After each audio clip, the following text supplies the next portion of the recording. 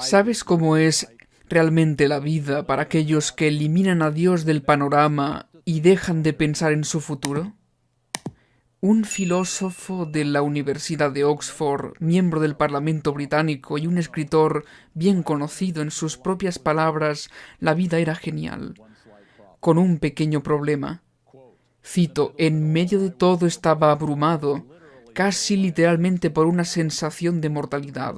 El darme cuenta me golpeó como una grúa de demolición, ya que inevitablemente iba a morir. Muerte, mi muerte, destrucción literal. Era totalmente inevitable, y lo había sido desde mi concepción. Nada que pudiera hacer ahora o en cualquier otro momento haría alguna diferencia, ni nunca podría hacerlo en otro momento de mi vida. A los ojos de la eternidad, la vida humana es apenas un parpadeo. La muerte estará sobre nosotros antes de darnos cuenta, y una vez muertos será para siempre. ¿De qué sirven las cosas que haya hecho cuando haya caído en la nada completa por el resto de la eternidad? ¿Qué importan las cosas que otros hagan cuando ellos también sean nada por la eternidad? Si el vacío es el destino permanente de todos nosotros, todos los valores y toda cosa significante son simples pretensiones, con el propósito de continuar nuestro pequeño juego humano, como niños disfrazados. Escribió muy elocuentemente sobre su lucha contra la falta de sentido, el darse cuenta de que no importa lo que haya hecho o hiciera, no significa nada cuando caes en la nada por la eternidad. Si se casó o no, si tenía libros para vender, si fue miembro del Parlamento, ¿qué importa? ¿Cuál es la diferencia? Dijo que no habría diferencia cuando muera. Y no habría diferencia si nunca hubiera nacido. Y que en cualquier caso ser eternamente lo que hubiera sido si nunca hubiera nacido. No había razón en nada de eso, no tenía sentido en nada de eso, y que al final todo fue nada. Escribió un libro llamado Confesiones de un filósofo, y escribió después todos estos años de buscar y pensar, estoy tan desconcertado ahora por las grandes cuestiones metafísicas de mi existencia como cuando era un niño. De hecho, más, porque mi entendimiento de las profundidades y dificultades de esas preguntas son ahora mayores. Muchos tratan de ignorar esta realidad al no pensar en ello solo pasando por la vida, pero sin Dios, esa es la única realidad que existe. A menos que puedas responder al problema de la muerte, no puedes responder al problema de la vida. La muerte es el gran neutralizador, el destructor. Clifford Goldstein escribió un artículo en la revista Adventista el año pasado. Frente a estudiantes de una universidad secular de California, hablé de la existencia de Dios. Dije que cuando tenía la edad de la mayoría de ustedes y sin creer en Dios, a veces cuando algo me hacía pensar que tal vez Dios sí existe, siempre sacaba la idea de mi cabeza. ¿Por qué? Porque algo me decía que si Dios existe, entonces, considerando cómo vivía, estaba en serios problemas. Dice, el estado de ánimo cambió instantáneamente. Docenas de conciencias en sincronía rechinaban los dientes. Era casi como si la temperatura en la habitación se elevara debido a la fricción de esos rostros repentinamente incomodados. ¿Sabes? Incluso aquellos que no quieren pensar en eso, de vez en cuando la conciencia surge y nos vemos obligados a pensar incluso por un momento. Un ateo dijo esto: quiero que el ateísmo sea verdad, y me complica el hecho de que algunas de las personas más inteligentes e informadas que conozco son creyentes. No es solo que no creo en Dios, naturalmente espero tener razón en lo que creo, es que espero que no exista Dios. No quiero que haya un Dios, no quiero que el universo sea así. Creo que es una admisión increíblemente honesta, porque si Dios existe, eso viene con implicaciones morales. Si Dios existe, entonces hay un poder moral trascendente que tendremos que enfrentar. Y la mayoría de la gente siente que no están listos para lidiar con eso. La verdadera razón por la que ha llegado a ser tan popular en nuestro mundo la evolución es porque ofrece un escape temporal de una conciencia incomodada. Y Pablo escribió sobre esas personas. Está en el libro de los Romanos. Si estás escuchando esto en casa y quieres revisar tu Biblia y seguirla, te recomiendo que lo hagas. Romanos 1:20 al 22. Porque las cosas invisibles de Él se hacen claramente visibles desde la creación del mundo, siendo entendidas por medio de las cosas hechas, de modo que no tienen excusa. Pues habiendo conocido a Dios, no le glorificaron como a Dios, ni le dieron gracias, sino que se envanecieron en sus razonamientos, y su necio corazón fue entenebrecido. Profesando ser sabios, se hicieron necios. Entonces, ¿estás agradecido hoy? ¿Estás agradecido de no tener que escribir o decir lo que acabo de leer? ¿Estás agradecido de que tengamos una solución lógica y razonable a la aparente falta de sentido de la vida? Y esa respuesta también está en el libro de Romanos, en Romanos capítulo 8, versículos 1 y 2. Ahora pues, ninguna condenación hay para los que están en Cristo Jesús, los que no andan conforme a la carne, sino conforme al Espíritu, porque la ley del Espíritu de vida en Cristo Jesús me ha librado de la ley del pecado y de la muerte. La respuesta es: estoy cubierto por la justicia de Cristo.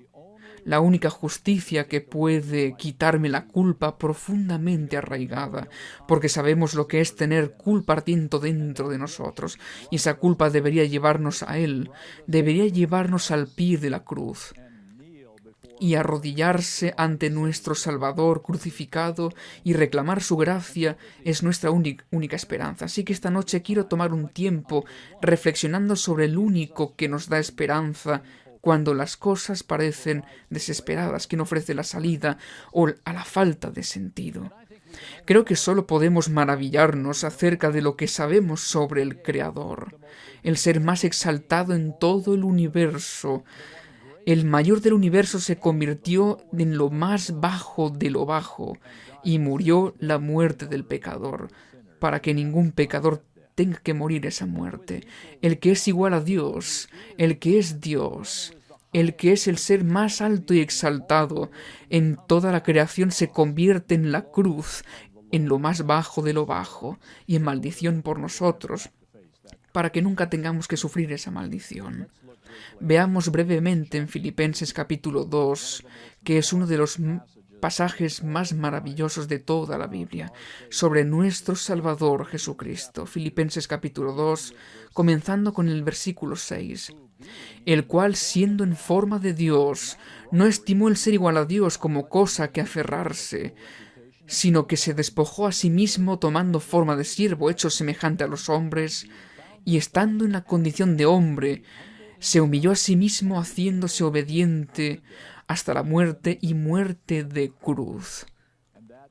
Y esa cruz no fue una muerte ordinaria, no fue una muerte de mártir, fue una experiencia totalmente diferente. Ellen White escribió esto en El deseado de todas las gentes, página 25.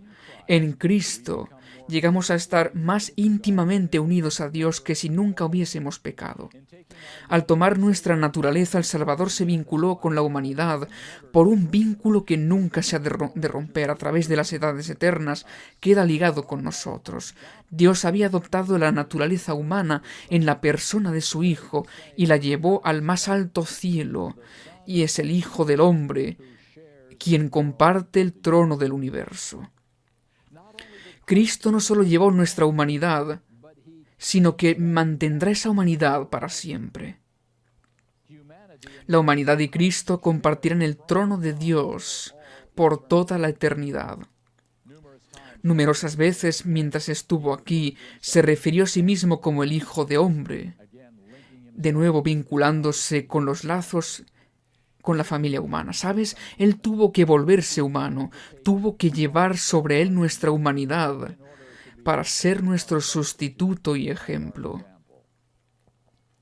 Un texto que quiero leer ahora está en el libro de Hebreos, Hebreos capítulo 2, describiendo a quién tomó nuestro lugar. Hebreos capítulo 2, comenzando por el versículo 14 hasta el versículo 18. Así que, por cuanto los hijos participaron de carne y sangre, él también participó de lo mismo.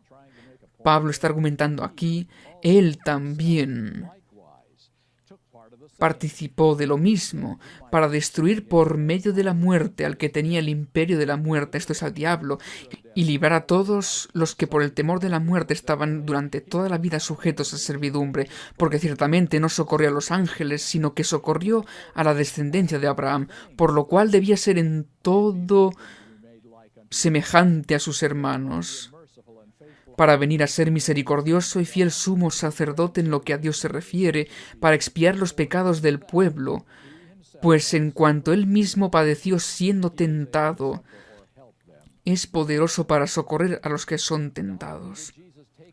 Jesús no solo asumió la naturaleza humana, necesitaba esa naturaleza para ser un sumo sacerdote misericordioso y fiel en el cielo. La humanidad de Cristo es el lazo por el que se ha conectado con la familia humana, que durará mucho más de lo que durará esta tierra. Y ese vínculo es crucial para su trabajo. Como nuestro sumo sacerdote en el santuario, un texto más.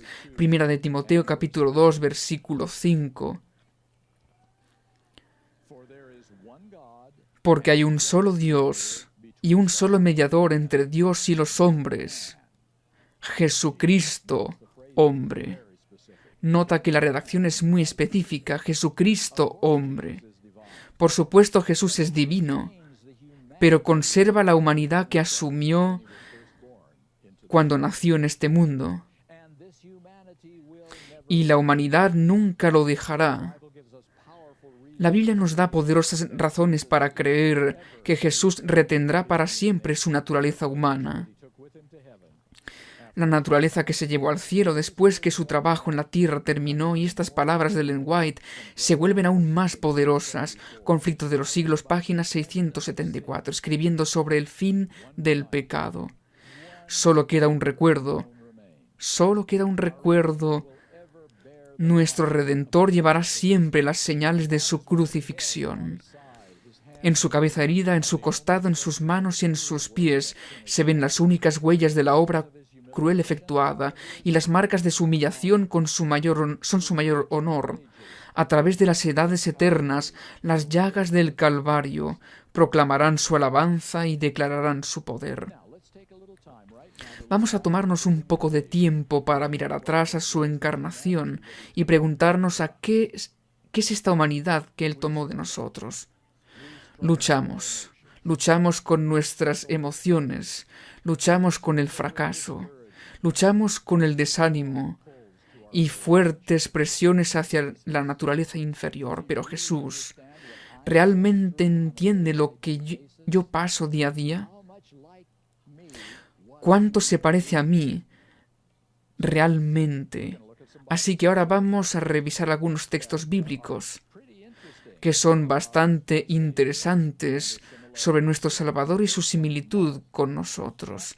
El primero es Marcos capítulo 3 y los primeros 6 versículos. Marcos capítulo 3, comenzando con el versículo 1. Otra vez entró Jesús en la sinagoga y había un hombre, y tenía seca una mano, y le acechaban para ver si en el día de reposo le sanaría a fin de poder acusarle. Entonces dijo al hombre que tenía la mano seca: levántate y ponte en medio. Y les dijo: ¿es lícito en los días de reposo hacer bien o hacer mal, salvar la vida o quitarla? Pero ellos callaban. Entonces, mirándolos alrededor con enojo, entristecido por la dureza de sus corazones, dijo al hombre: extiende tu mano. Y él la extendió, y la mano le fue restaurada sana. Y salidos los fariseos tomaron consejo con los herodianos contra él para destruirle. Ahora seamos muy claros. Esto no es una rabieta. Cuando los mira con enojo, esto es el enojo legítimo, ya que el nombre de su padre está siendo deshonrado, y su dolor por su ceguera deliberada y su odio asesino. Probemos con otro. Estos son solo algunas páginas atrás. Mateo 26, 37 y 38. Esto es en el Getsemaní. Y tomando a Pedro y a los dos hijos de Zebedeo, comenzó a entristecerse y a angustiarse en gran manera. Entonces Jesús les dijo: mi alma está muy triste hasta la muerte. Quedaos aquí y velad conmigo. Y encontré una declaración muy interesante en el Antiguo Espíritu de Profecía, tomo 3, página 94. Los discípulos le habían visto deprimido con frecuencia. Así que desanimarse por no ver las cosas que te gustaría ver desanimaba a Cristo. Entonces está Juan capítulo 13. Estamos preguntando cuánto se parecía a nosotros en su diario vivir. Juan 13, versículo 21. Habiendo dicho Jesús esto, se conmovió en espíritu y declaró y dijo: de cierto os digo, que uno de vosotros me va a entregar. Ahora, esa palabra, de que estaba turbado en espíritu, es la misma emoción que los discípulos sintieron al ver a Jesús caminando en el agua y no sabían quién era. Es la misma emoción que sintió Herodes cuando los magos preguntaron por un rey recién nacido. La palabra significa ansiedad o incertidumbre o miedo. Jesús no sabía lo que le deparaba el futuro, excepto cuando el Padre le revelaba partes.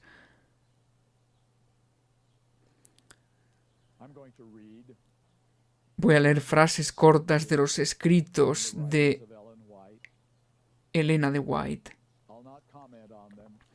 No los voy a comentar, solo quiero que los escuchen. Él sentía toda la fuerza de la pasión de la humanidad.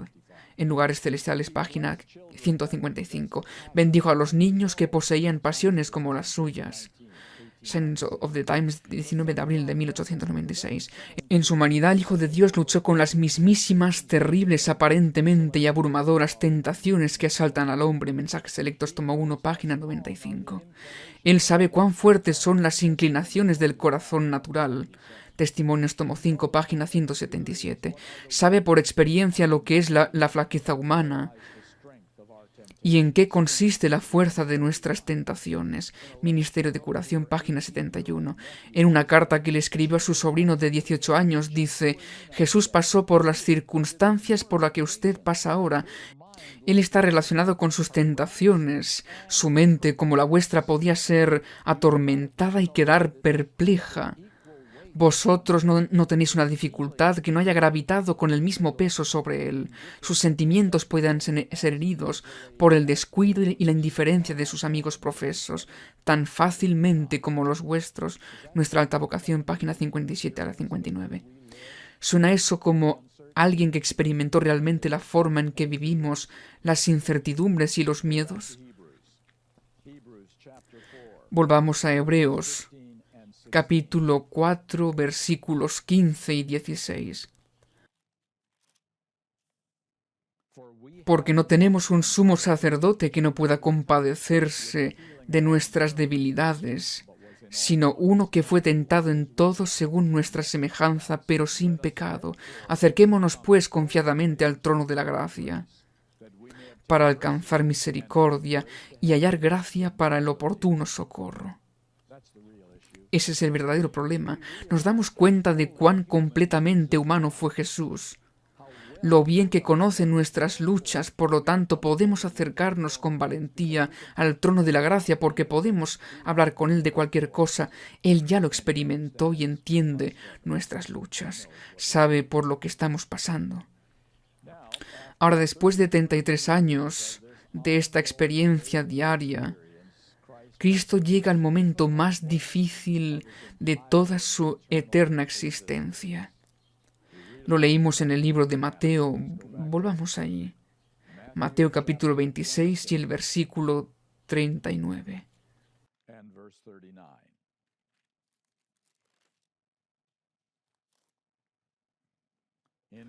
En el Getsemaní, yendo un poco adelante, se postró sobre su rostro orando y diciendo: Padre mío, si es posible, pase de mí esta copa, pero no sea como yo quiero, sino como tú. ¿Cuál es el significado de esta oración? Que Jesús ora a su Padre Celestial, que ora 3 veces. ¿A qué copa le tiene miedo mortal? ¿Qué está sucediendo aquí? Que es totalmente diferente a cualquier otra cosa que haya experimentado en su vida. En Testimonios, tomo 2, página 214, algunos tienen opiniones limitadas acerca de la expiación.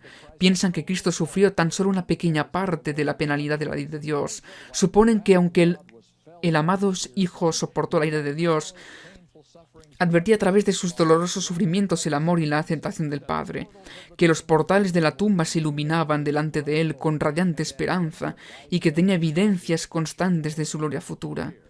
Este es un gran error. El destino final de los perdidos, como todos sabemos, es la segunda muerte. ¿Y qué es la segunda muerte? No tiene nada que ver con arder. Hay algo mucho más aterrador. El horror de la segunda muerte es la chocante comprensión de que se dejará de existir. Su sufrimiento incluye pensamientos agonizantes e implacables de cómo sus pecados los han llevado hasta donde están, consumidos con sentimientos intolerables de desolación implacable, sabiendo que están perdidos para siempre y que no hay nada que se pueda hacer para detener su destrucción, nadie que pueda venir en su ayuda para detener el cumplimiento de la sentencia. Saben que van a morir solos y dejarán de existir para siempre. Este precio inimaginable fue el precio pagado por nuestra salvación, amigos y amigas. El párrafo más increíble que creo haber leído en el libro del deseado de todas las gentes está en la página 753. Mientras estaba en la cruz, el Salvador no podía ver a través de los portales de la tumba. La esperanza no le presentaba su salida del sepulcro como vencedor. Ni le hablaba de la aceptación de su sacrificio por el Padre. Temía que el pecado fuese tan ofensivo para Dios que su separación resultase eterna. Sintió la angustia que el pecador sentirá cuando la misericordia no interceda más por la raza culpable. Era la ira del Padre sobre él como sustituto del hombre. Fue lo que hizo tan amarga la copa que bebía y quebró el corazón del Hijo de Dios. Al sentir el Salvador que él se retiraría, el semblante divino en esta hora de suprema angustia, atravesó su corazón un pensar que nunca podrá comprender plenamente el hombre. Tan grande fue esa agonía que apenas le dejaba sentir el dolor físico. Ahora esto es muerte por crucifixión, una de las muertes más dolorosas jamás concebidas, y apenas lo sintió. Algo dramático está pasando aquí. Volvamos a Mateo capítulo 27, versículo 46. Cerca de la hora novena, Jesús clamó a gran voz diciendo: Elí, Elí, lama sabactani, esto es: Dios mío, ¿por qué me has desamparado? Comentarios de Ellen White en Signs of the Times, 14 de agosto de 1879. Dudas, palabra clave. Las dudas desgarraron su alma con respecto a su unidad con el Padre. Dudas sobre si estaba totalmente en manos de su Padre, haciendo la voluntad de su Padre. Este es el Hijo de Dios, el Hijo del Hombre, cuestionándose si vería a su Padre otra vez. Su ansiedad, su incertidumbre es real, porque está pasando por la experiencia de la segunda muerte. Está muriendo la segunda muerte en la que toda esperanza se ha ido. Mis hermanos y hermanas, nuestro Salvador eligió la muerte, incluso la muerte eterna sobre la vida sin nosotros. Cristo nos amó lo suficiente para morir para siempre si eso fuera necesario. Esa es la copa que tenía miedo de beber. Hay otro aspecto que no se valora completamente. ¿Dónde estuvo el Padre durante esta experiencia? ¿Qué estaba pasando allí?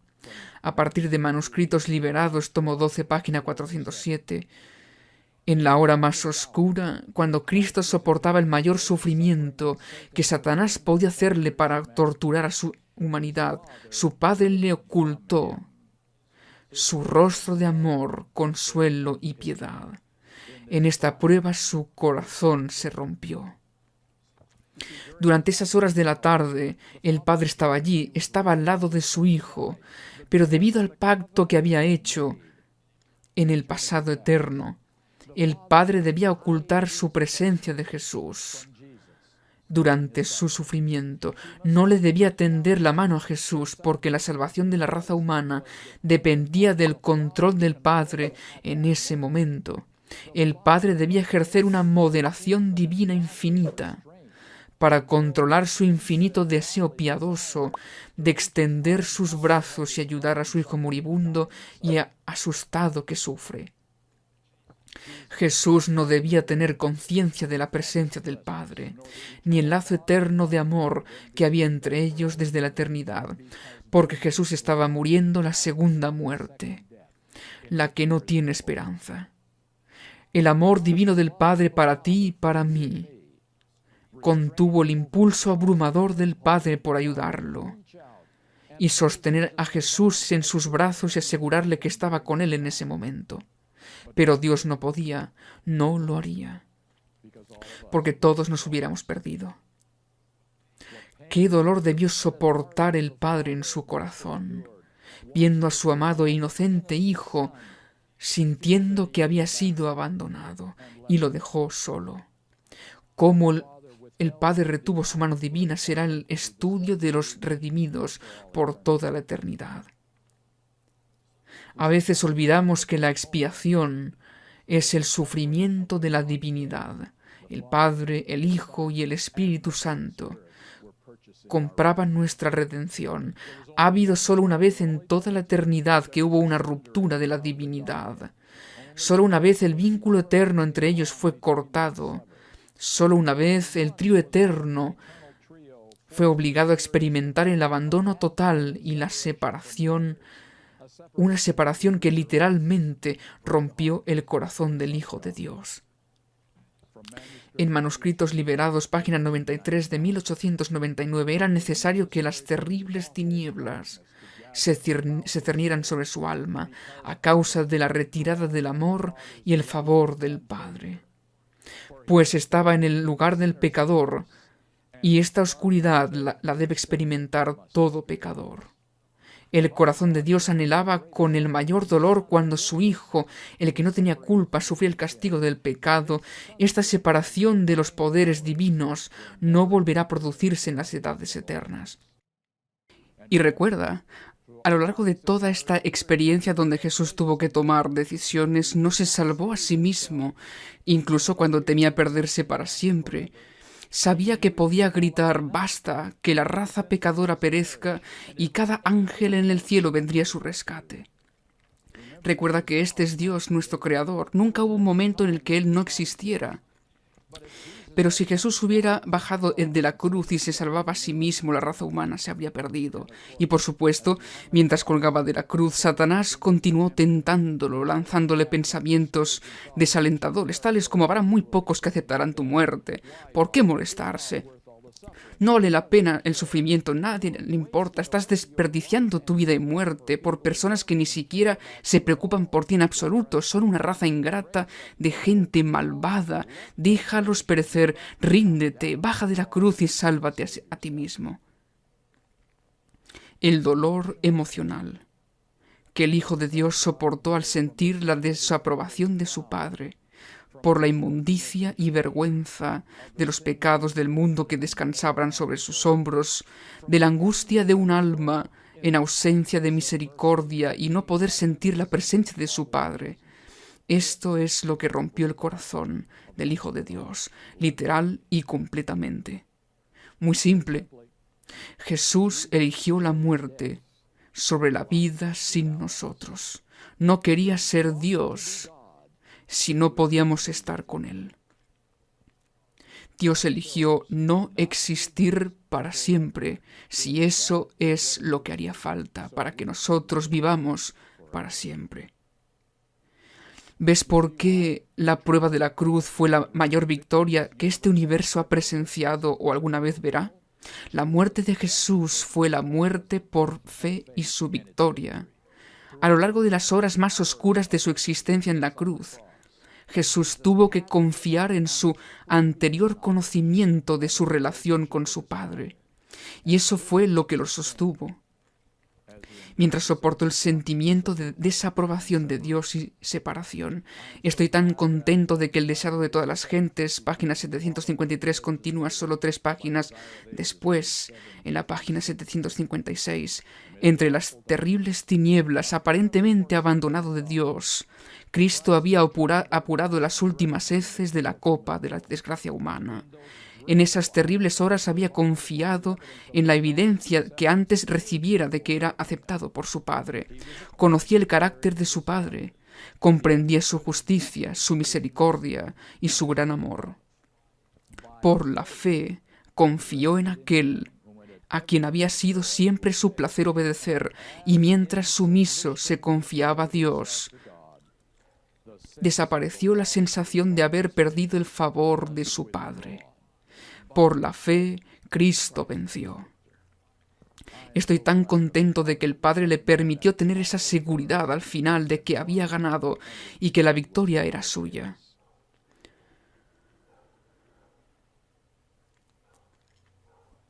Hay que considerar un aspecto más ahora mismo. Vamos al libro de Apocalipsis. ¿Cómo podemos traer esa experiencia a nuestro tiempo y darle sentido? Apocalipsis, capítulo 15.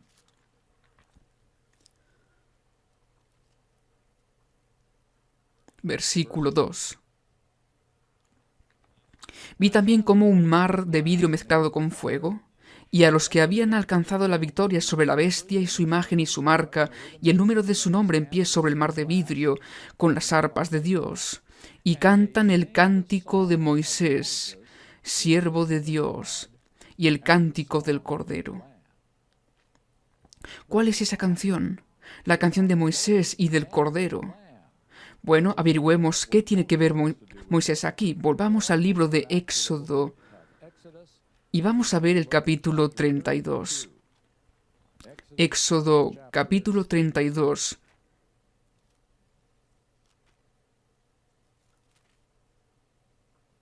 Y el versículo 10. Dios dice: ahora pues déjame que se encienda mira en ellos y los consuma, y de ti yo haré una nación grande, es decir, Moisés. Así Dios amenaza con destruir a Israel y empezar de nuevo con Moisés. Hagamos esto bien, hagámoslo mejor. Y Moisés le suplica a Dios para no darle a las naciones paganas oportunidad para ridiculizar al Dios que libera a su pueblo del cautiverio solo para cansarse de ellos y exterminarlos en el desierto. Y el resto de la historia se encuentra en los versos 31 y 32. Entonces volvió Moisés a Jehová y dijo: te ruego, pues este pueblo ha cometido un gran pecado, porque se hicieron dioses de oro, y que perdones ahora su pecado. Y no se conforma con eso. Y si no, ráeme ahora de tu libro que has escrito. Moisés, lo creas o no, está pidiendo la muerte eterna si el carácter de Dios se desacredita y se arruina.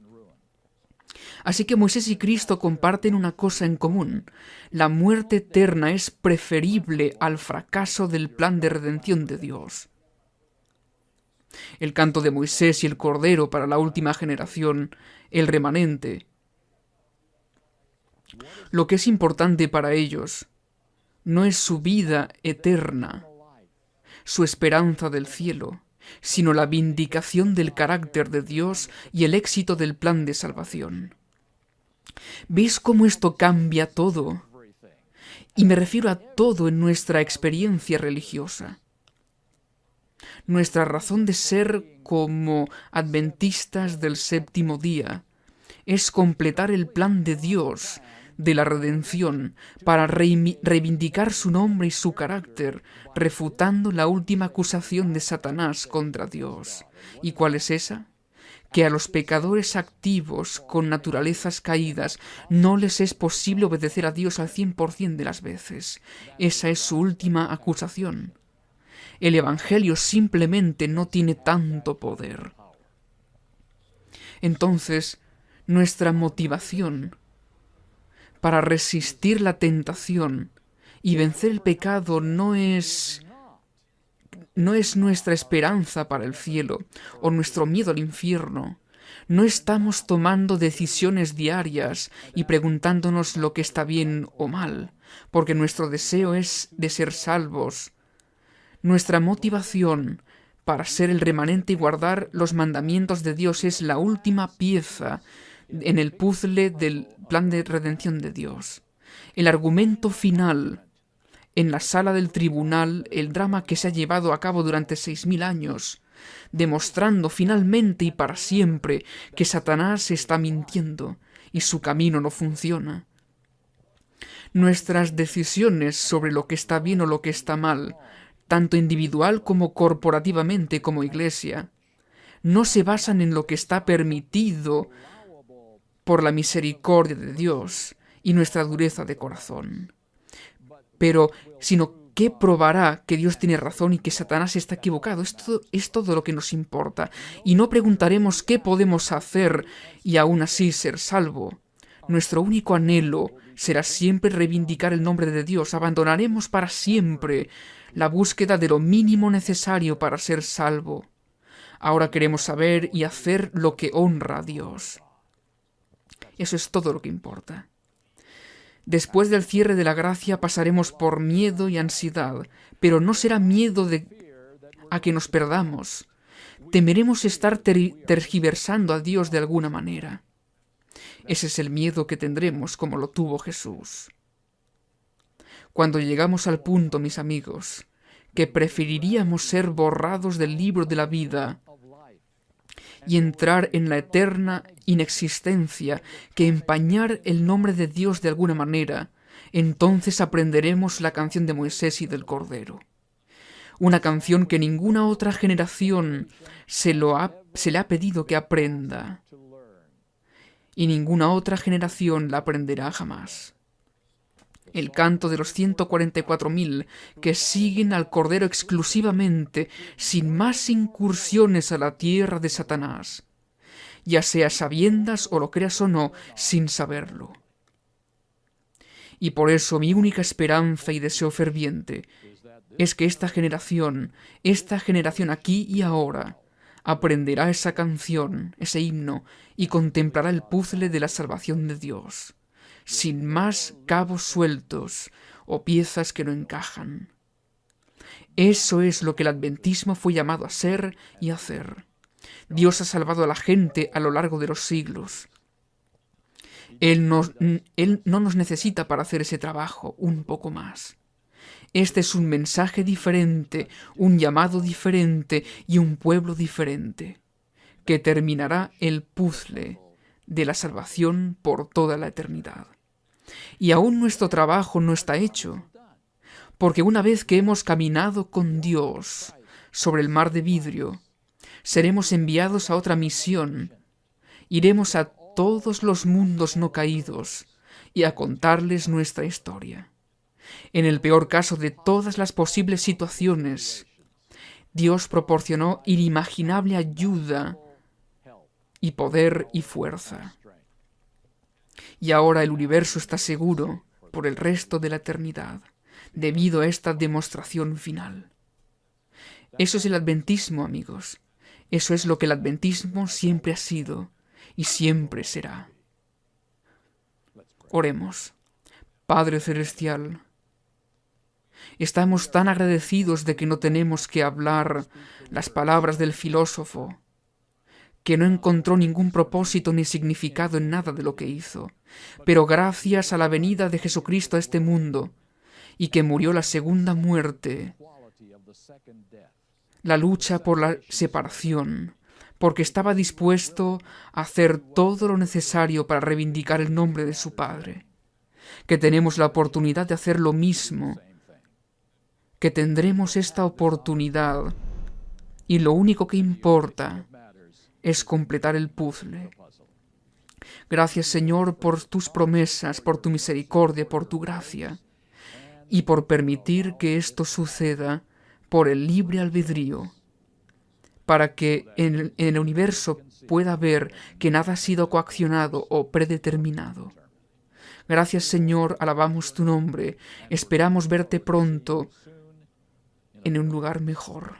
En el nombre de Jesús oramos. Amén.